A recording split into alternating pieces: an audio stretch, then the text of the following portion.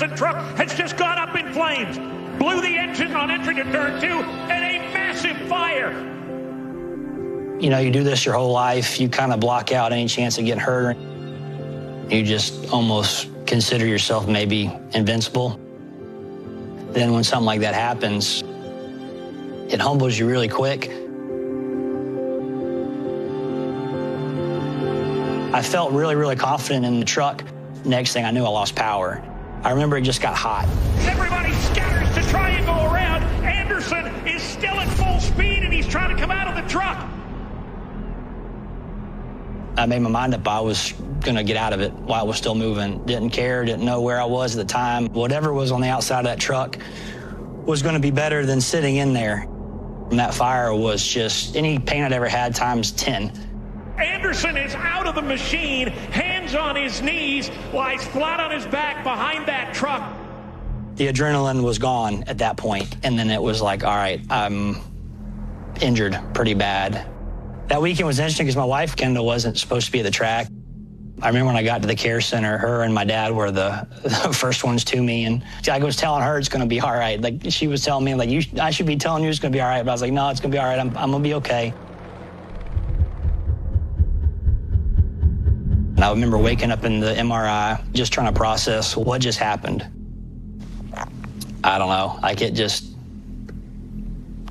I keep saying that none of it felt real. And even when I looked in the mirror, I'm like, this is almost like shock. Been so good to hear that Jordan has been released from the hospital. He suffered second-degree burns. One night, my dad, my wife, Kendall, and I, we came over to the shop, and they had brought the truck back. Just wanted some closure to see it. It kind of started to sink in what had happened and how it could have been potentially worse.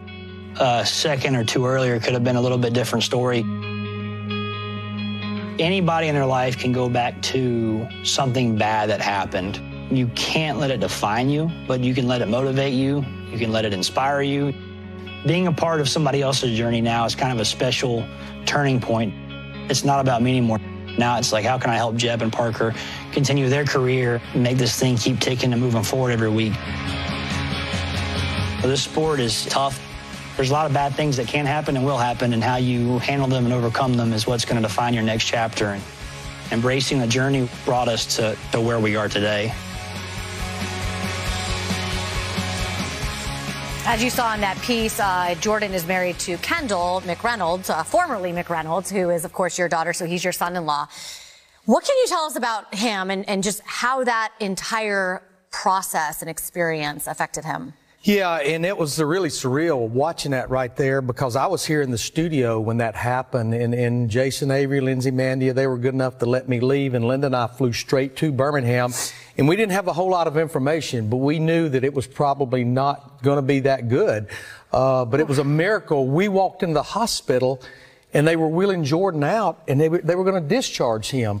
You know, there were some things, obviously, that went wrong there with that wreck, obviously. But you know what? At the end of the day, there was a lot of stuff went right. A lot of stuff went right.